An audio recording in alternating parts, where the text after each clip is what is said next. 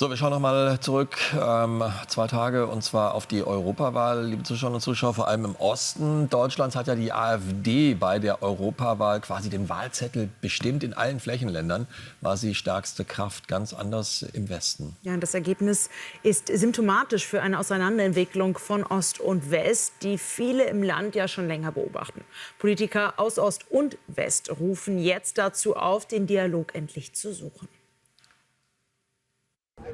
Seit über 30 Jahren wiedervereint und doch gespalten. Gesellschaftlich driften West- und Ostdeutschland wieder auseinander. Die Europawahl zeigt, erneut zieht sich eine unsichtbare Grenze durchs Land. Im Westen triumphiert die Union, im Osten flächendeckend die AfD.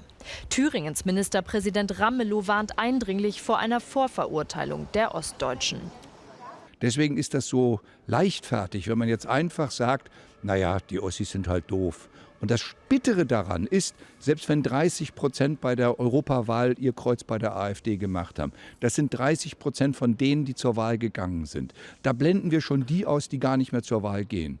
Und wir greifen die 70% an, die nicht AfD gewählt haben.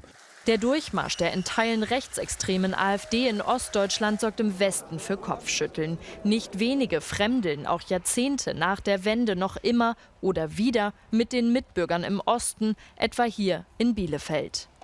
Das ist die ganze Mentalität der Menschen dort, die ist anders als hier. Es wurde ja ganz viel für Ostdeutschland getan, aber ich glaube, die Menschen wurden einfach nicht genug abgeholt. Ich kannte die deutschen Bundesländer nicht, habe nach der Wende dann kurzzeitig war ich da auf Montage. Und sagen wir mal so, Frankreich ist mir näher wie irgendwie, aber wie gesagt, die sind für mich genauso deutsch wie andere Leute auch. Also wenn es aus Baden-Württemberg kommt oder irgendwo von Rügen, ist mir egal. Auch im Osten empfinden viele das Land als so gespalten wie lange nicht. Weshalb die AfD gerade hier so einen starken Zulauf hat, Erklärungsversuche aus Leipzig.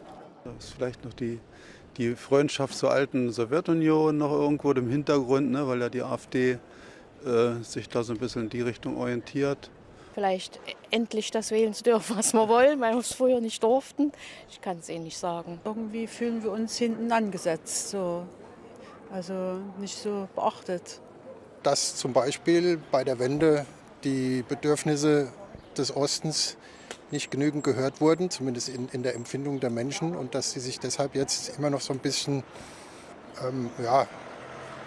separiert fühlen, also nicht wahrgenommen.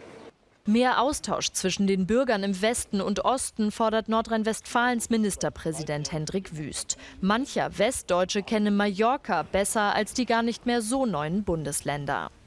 Wir haben ja alle geglaubt, 89, 90 zu unserem Glück vereint, und der Rest ist sozusagen staatliche Aufgabe, sondern es ist auch eine gesellschaftliche Aufgabe. Fast 35 Jahre nach dem Mauerfall muss man das einfach, glaube ich, sehen und annehmen.